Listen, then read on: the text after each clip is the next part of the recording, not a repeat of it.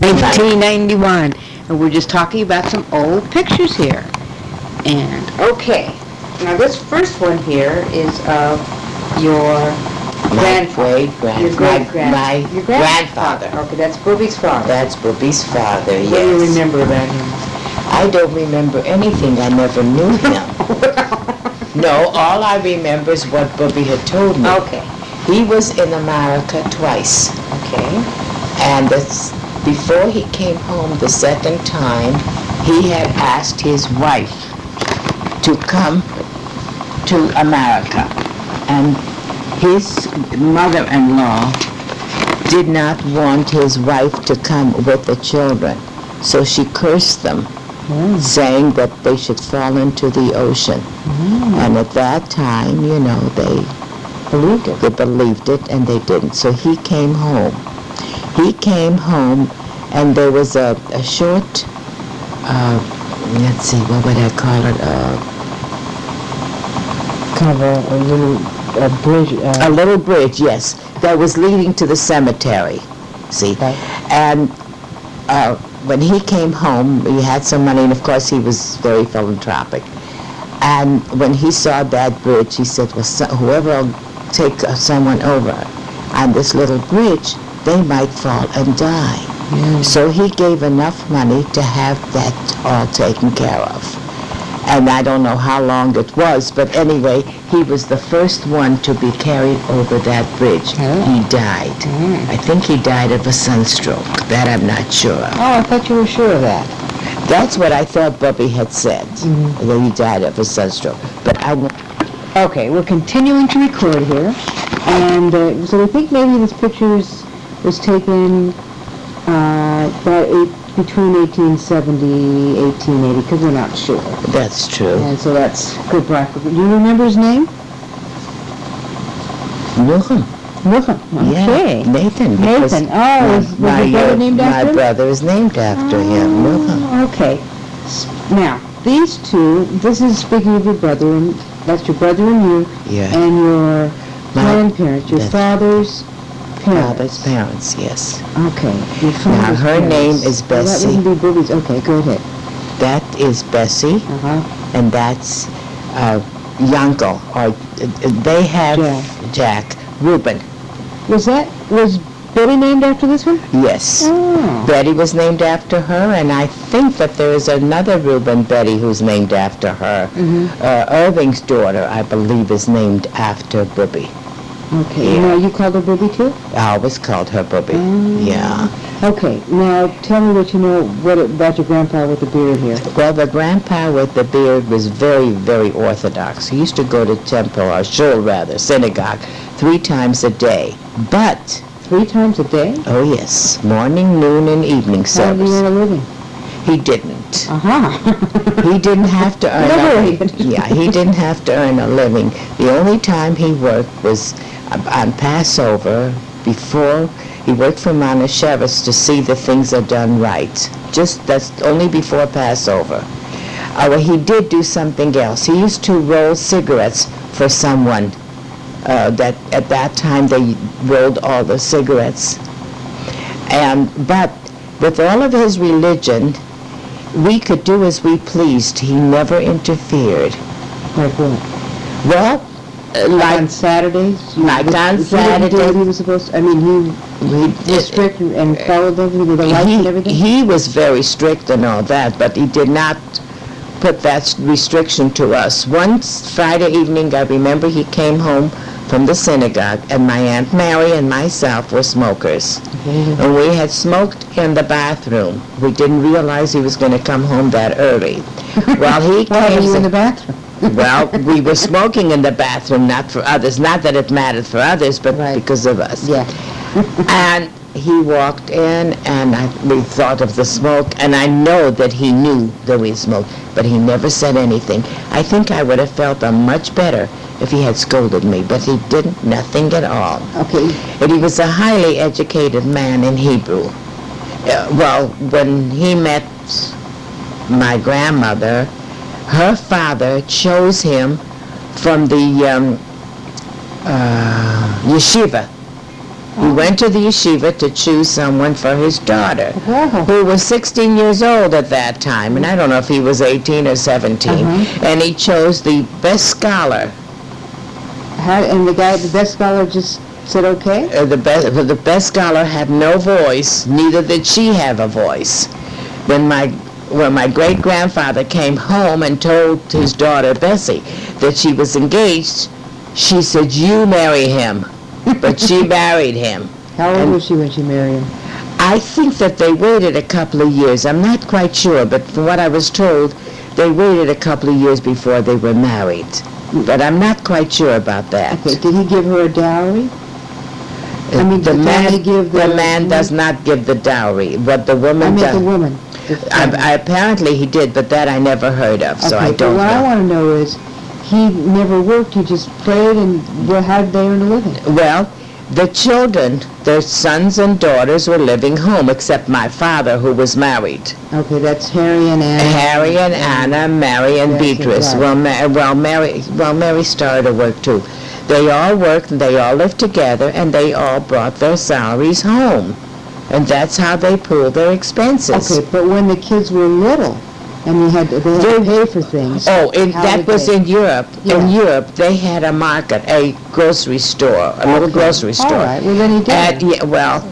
He was not the businessman. She was. Okay, business lady. Yeah, she was the business lady. And where was this place in Europe? In Stavisht. Stavisht? Yeah. Okay, that's where your family was?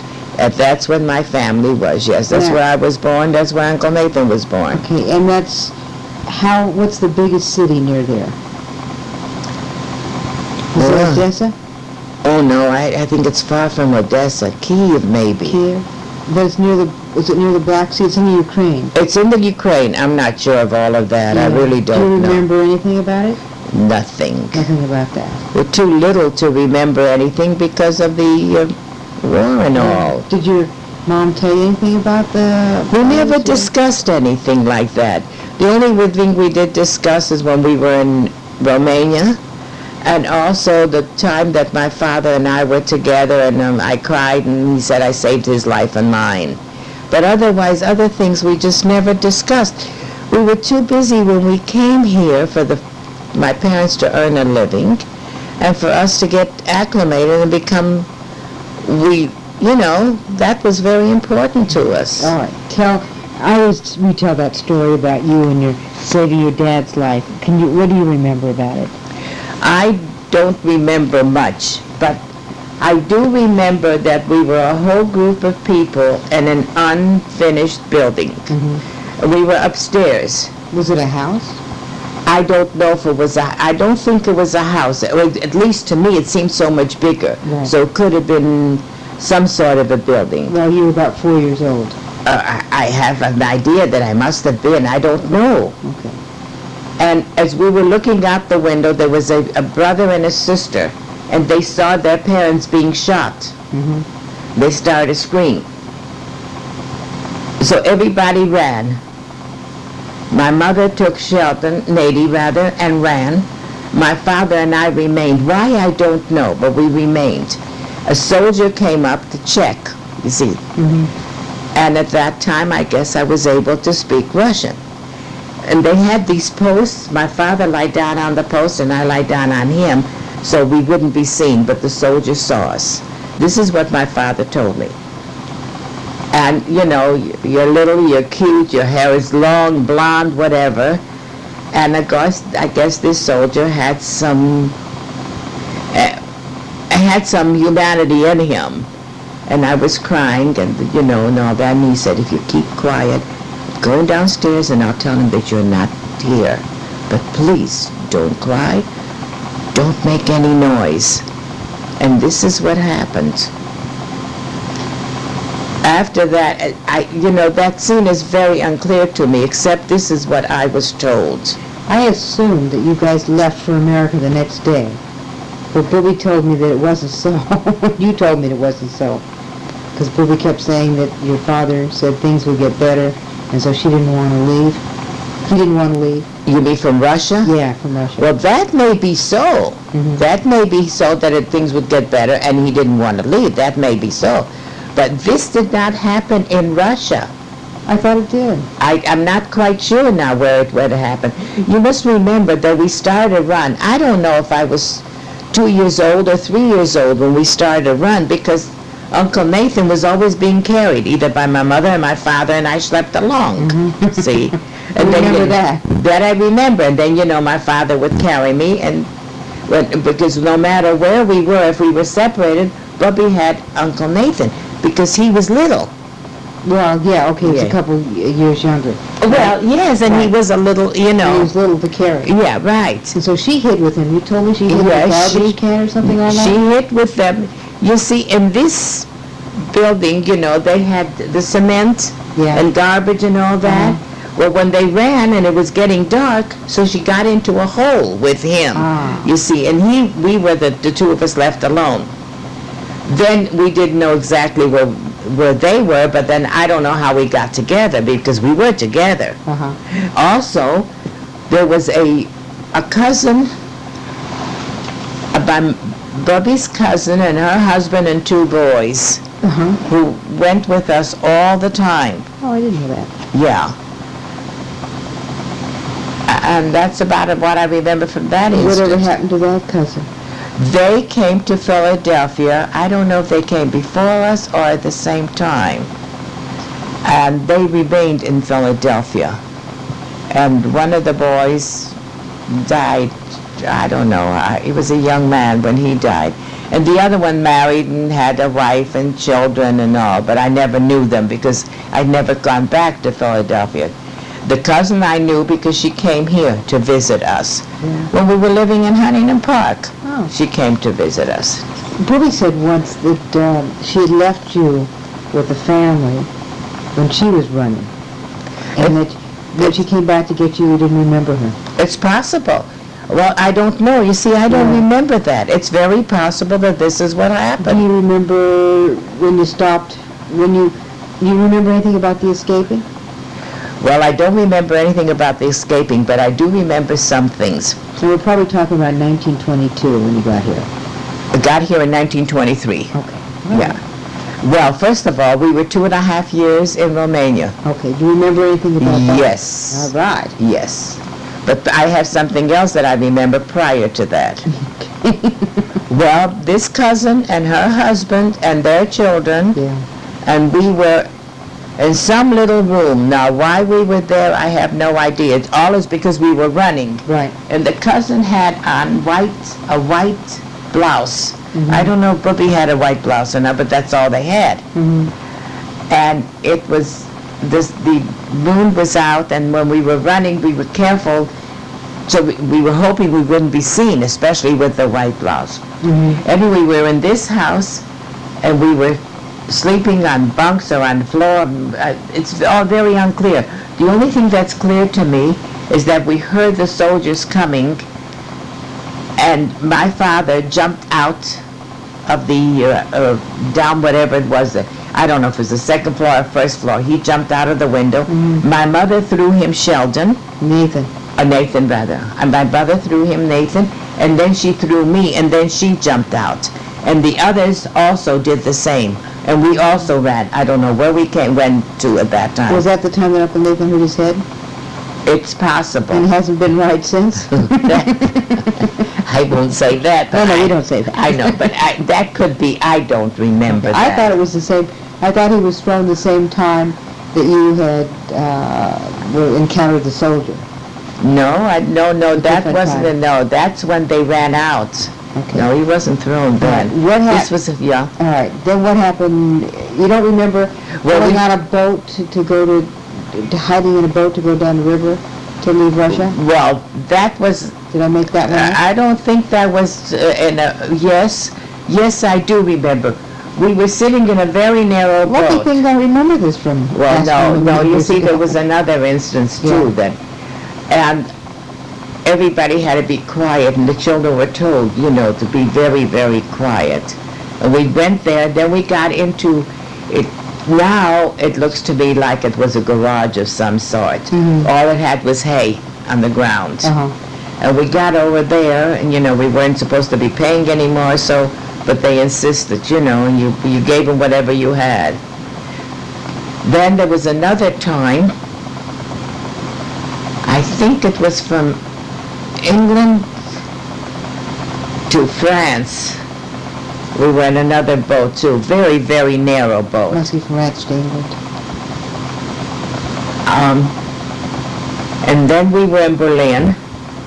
That was about 1922. 23, you said? No, it couldn't have been 23, 22. We came here in 22.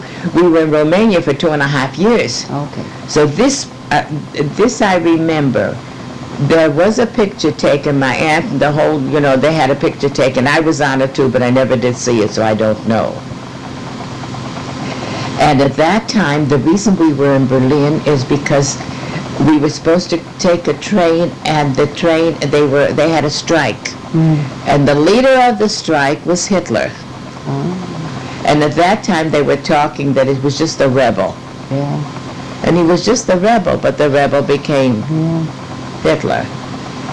And from there, you see, I don't know, because I know we were in, I don't know if we were in Italy. I know we were in Holland. But you see, I don't remember all of it. Do you remember anything in Romania?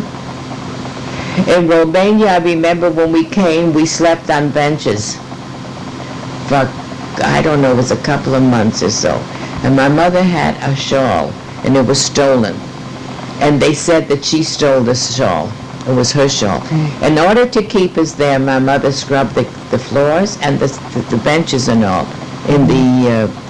Then we left that, we went into a huddle, a room or something, and the only thing we ate at once, my parents, my mother and my cousin, I think it was her aunt, would bake bread and sour pickles. And then they started and opened a place on a stand rather in the market. They were selling eggs and butter at first. Then I don't know whether they did very well.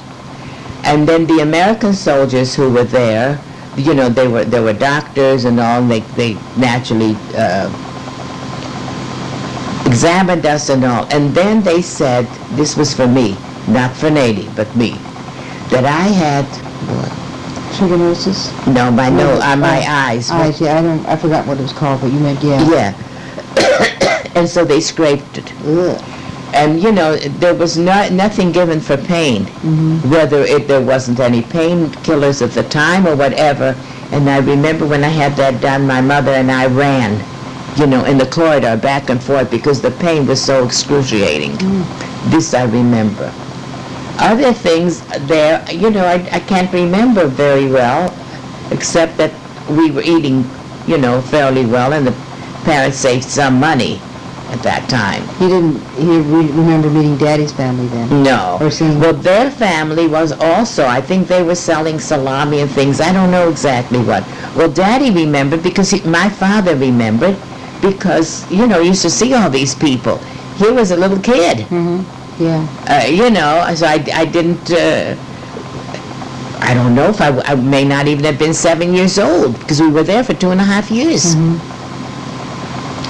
So but I do remember coming here on the ship.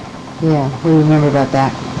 You know that. Yeah, but what do you remember about Well, what I remember, as far as the ship was concerned, we were treated nice. I don't know where we were in storage or where we were, but we were treated, we had food and all, everything was fine. We came to Ellis Island, and they wouldn't leave, they left us off the ship, but we couldn't go to Philadelphia where we wanted to because the quota from Russia was overfilled.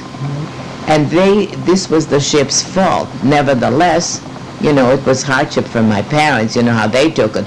With us, I had a good time in Ellis Island. We were there for 3-4 days. At 10 o'clock or so, they used to give the kids milk and graham crackers. It was a terrific treat. So who knew? Then we went back. You had to go back to Europe. We had to go back. And we came back, my mother had a breakdown, which is understandable. She was probably in her... early 30s. If she was in her 30s. She was probably late 20s. Maybe, yeah. She was 20 years older than you and you were That's 7. right, yeah. That's what she probably was. So then we were sent back to,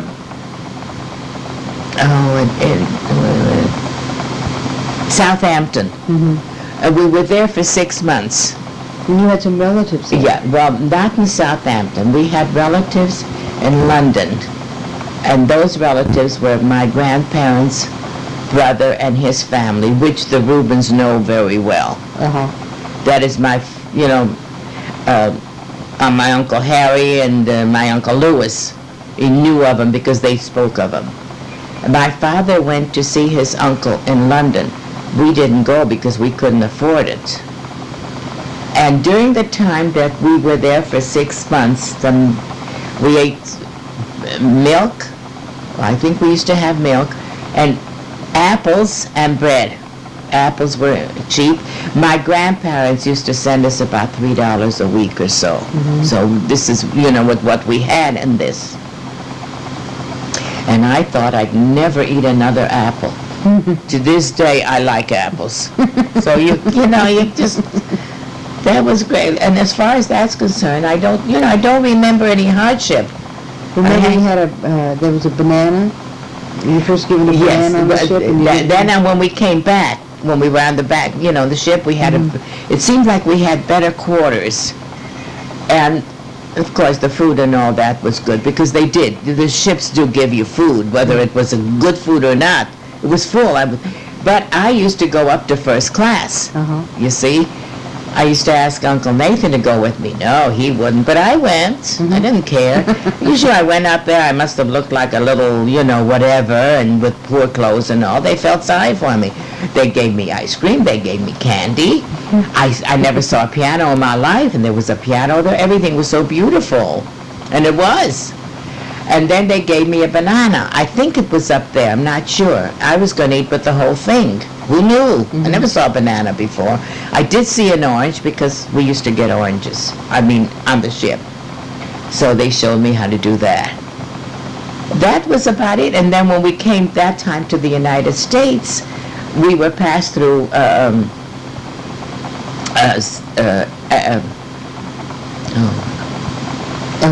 Ellis Island immediately.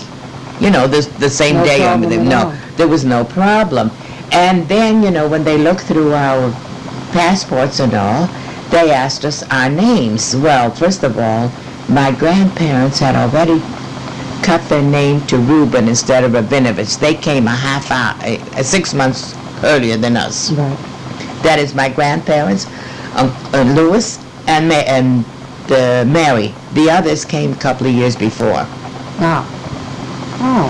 And they had saved Who did they stay with, the others? The others, when they came, they had a couple of cousins here. They didn't stay with the cousins, but they were there maybe and then they started work. And they lived together. How did they get the money to go over on the ship? Was it expensive? Well, it was expensive, but what they had, whatever money they had, whatever jewelry, I don't know how they did it, but they did. Mm-hmm. And, then when we came in, when we left the ship, to go to New York, and then from New York to Philadelphia, Uncle Nathan found $1. That $1 was, I don't know if he ever framed it, that I have no idea. Whoever thought of it, we probably spent... Was it paper dollar or coin? I think it was a paper dollar. I'm not sure. I know it was $1. And we were in Philadelphia, I think, for about 10 days or so, and then we came to Chicago. What was his reaction? What did he do with $1? Oh, I don't know. I guess he gave it to my father. I have no idea. He was very excited. Oh, sure. We were all very excited. Really. Listen, we were excited to get off the ship and to get out of Ellis Island. Yeah. And then, then your dad, what kind of work did he do in Russia? In Russia, my father used to buy for all the markets and things. He was a businessman. He used to be the buyer for different... Then, when we came to Chicago, there was nothing he could do. So he got a job through Well, through somebody he knew this person, and this person's son had a factory where they manufactured mirrors and frames. So he started work there, and Bubby started work there. She was cutting glass. She was cutting mirrors, and she became so good that they paid her as much as a man, which was unusual. You don't know how much that was. Who knows? A nickel a day or something? Who knows how much it was? And of course my father worked there, and this was very bad for his lungs. But you know, and then, well, he worked there till, let's see, when we moved. I remember when Sheldon was born. Sheldon is About 56? 56, 57, something like that. And Sheldon was, I think, I don't know if he maybe was 2 years old, so it's 55 years ago. No, it was earlier than that. We bought a business. Maybe Sheldon was a year old or something. Anyway, then they started to work, Uncle Nathan, and helped them. And that was it. We were in the business. Yeah. What, now you said your dad wrote a math book when he was in Russia? He did not. He was going to. They wanted him to write it. Who wanted him to write it? Well, the schools. How did they get a hold of him to write it? I mean, well, of course, he knew so many people. He used to travel to Kiev, to buy merchandise and all. He knew everybody in town. And they knew that he was, mathematician and all that. And well, I think all of his illness came because he hid out. You see, Bobby said during the war he hid. This is what it was. During the war, World War I. During the World War I, he didn't want to go as a soldier. Wise. Well, so he hid out in a sort of a cave that they made for him. And naturally, it wasn't... Was it in the house? No, I think it was outside because I got the impression from Bobby it was inside. But that's okay. No. Well, if it was inside, I don't remember any of it, so I don't know. So so Bobby said it was outside, and... Yeah, and then, she used to visit him, and of course, when they would come, I don't know how they investigated, but nobody ever knew, you see. And then, of course, when we were traveling, running from one place to another and being on different trains and all that, he was a gentleman. So whenever he saw people, and especially women, who had suitcases or baggage or whatever, he would throw. And he would get perspired, he would have a cold, and the asthma aggravated. And it wouldn't have been maybe so bad if he hadn't been working in these circumstances that he was. Yeah. By the time he started, to take care, he was a very sick man already. Yeah, that's right, because his brothers and sisters all lasted until well into their 80s. Oh, and yes. he was just 52 when he died. That's right. But it was, and then he lived 3 years longer coming here. To L.A. It's coming to Los Angeles. Nowadays he wouldn't with our air. Well, nowadays, if he had been here before, maybe he would have lasted till 70 also. That's right. Or 80, who knows? That's right. So this is a picture of your same grandparents. Yes. But, no, these are grandparents? Is that the same woman? That's Bessie and Yanko. This is the same woman? That's the same woman. They look a lot more prosperous. Well, they are. This was in... Well, no. This was in when? This was later. This was prosperous, too. Yeah. But, she didn't have the fur on. Here, she had the fur coat on already and all. This picture there, he's got a really nice, looks like a Russian collar there. And she's got a fur coat. Oh, yes. And when was that taken about, you think? Well, this was taken in Chicago. I don't remember when. 1920s? 30s? No, I think it was 25 or 30, maybe in the early 30s. I don't know. It looked like they had some more money there. Well, you see, the girls worked, and the boys worked, and they brought her money. Yeah, and what kind of work did they do?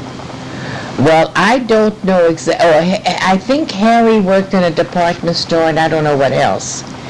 And Mary and Beatrice worked in Art Chapter Marks or something shops.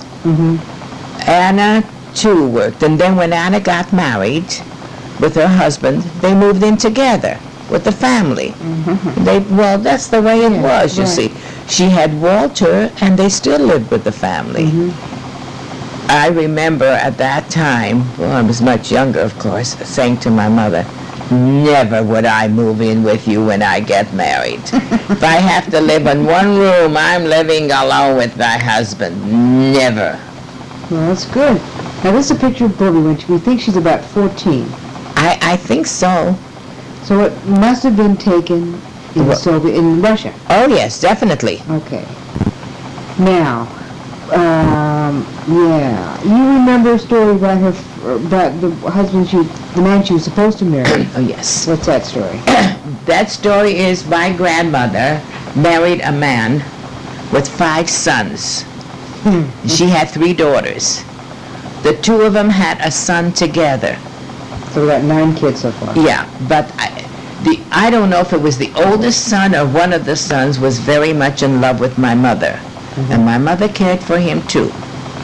Then he went to the service. He was very young, but he went to the service, and in the service they found out that he had, I don't remember, but it sounded to me like they said it was epilepsy. See, so when he came home, my mother did not, feel that she wanted to marry and so they broke off. Meanwhile, my father saw my mother. See, she came from another town, but they had relatives. So I don't know exactly how it was, but when he saw her, he said, I'm going to marry her.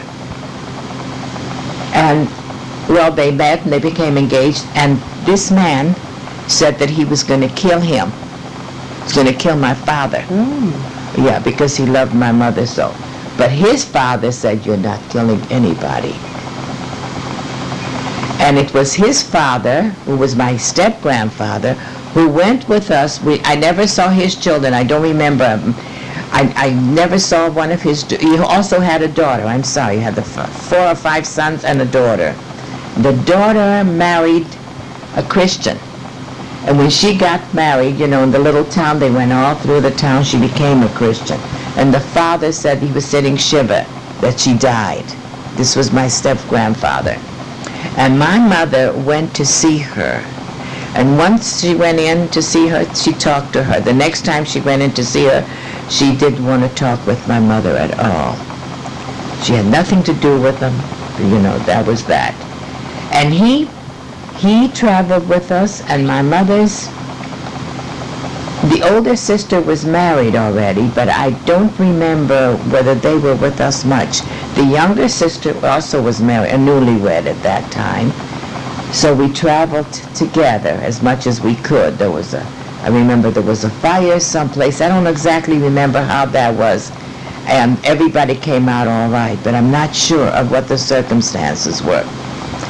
Then my mother's, that is the sister next to her, was pregnant. And my step-grandfather was supposed to be coming with us to America. And both my parents wanted him to come because he was a darling man. And he said he couldn't leave, even though she was a stepdaughter, he couldn't leave her, that she's pregnant, she needs somebody. She has a husband, but she doesn't have anybody else. And, food was very scarce. And whatever he had, he gave her, and he died of starvation. This isn't the one in this picture. No. I don't have it. This one. The sister, yeah. Okay, because this picture we have of. Yeah, no, this one is not. This is Bobby's sister. This is Bobby's sister. Still in he was the one that I think was in the fire more than the rest of us. This is the youngest sister. Right. And that's her daughter, and that's the 2. And this is his mother. And I don't know. Or maybe that's her husband. Okay. That's what it is. And then she's got 3 kids there. 2. Yeah, 3. The daughter and the 2 children. Right, and that picture was taken around 1949. That's the last picture that we had of her sister. That's and quite she didn't get any, but they're still, as far as we know, still living in Russia. I have no idea because she's past 80 also. Yeah, so she probably isn't, but her... Well, her children probably are. You see, the other sister married a very wealthy man at that time, you know, considered. So when they were in Russia, he couldn't get any work. They didn't permit him to work. So he had to join the party in order to work. These people did, for some reason or other, well, they lived together, all of them in one little room, with the mother, with everybody. And she never was able to write to my mother. My mother would send letters to the younger sister, and then she would, you know, and she would tell us of how she was getting along. And it was written so that when they censored the letters, they didn't censor much, you see. And you used to send them packages during the war too? During the war, we sent packages, shoes, clothing. We were not permitted to, well, actually, Bubby was the one who paid for everything. Once in a while, I think maybe we may have, but she insisted. We were not permitted to send new shoes. So we would scrape and we would do, you know, many things. And then we were permitted to send merchandise that they could make things from, and I think they were not taxed for it. Then later it became that they were taxed, and then it became where you couldn't send anything at all. Yeah. I have a copy of that last letter they sent, or Booby sent. Yeah, well... But we couldn't find out where they are now. No, impossible. Do you remember anything about your parents' market? Oh, sure, I remember that very well. Uncle Nathan used to work in there, right? Uncle Nathan used to work in there, yes. But your dad was kind of a perfectionist. Well, my father was a perfectionist, and you know my brother. My father... This tape is going to be heard by your brother's kids and grandkids. So well, first of all... Let's keep it clean. Yeah. First of all, my father never scolded me.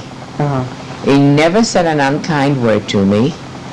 But Uncle Nathan said that my father did scold him, and he gave him a hard time.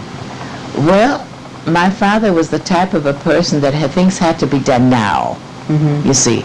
And before he became really ill, he used to travel to the market to buy and to do and all. And Uncle Nathan was young. You know, he moved as fast as he could, but it just wasn't what my father wanted. Not that my father was completely right, because he worked very hard. What kind of stuff did he sell in the store? We used to sell everything. All types of groceries, butter and cream and all. And at that time, when we were selling butter, we didn't have it packaged, you know. We had the little wooden, you know, for a quarter of a pound, a half a pound, a wooden shell. Oh.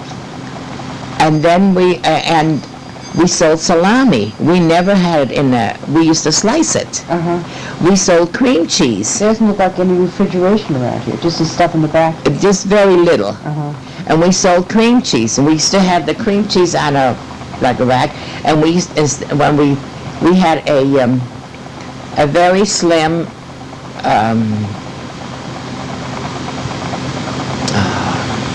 it wasn't a thread, it was a little thicker than a thread.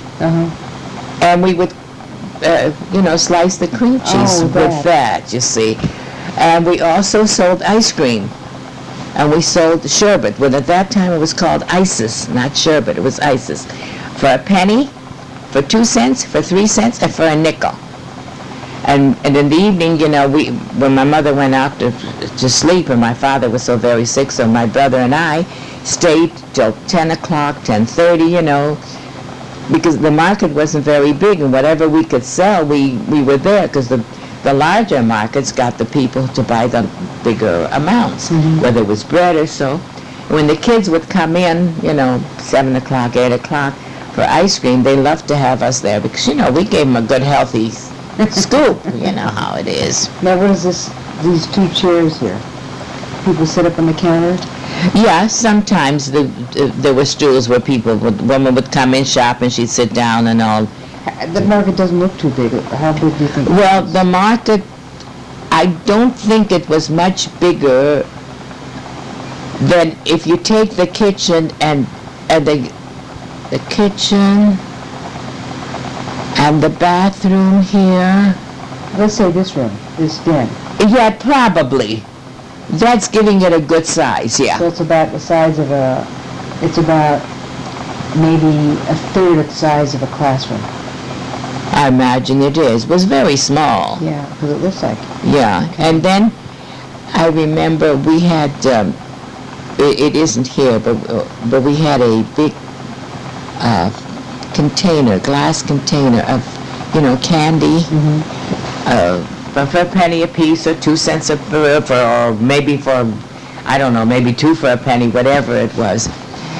And, whoever was in the store was always either in back of the counter or, the store wasn't that big and it was stolen. And we were in the store. But, people take things. Things are immigrants today to have grocery stores and things get stolen just the same. Well, that's very true. Did you have a stove in there? Yes, we had a So stove. it's not in this picture. No, it isn't in the picture, but we had that. We also we used to sell candy, like little, I don't know, they weren't really mints, they were just candy.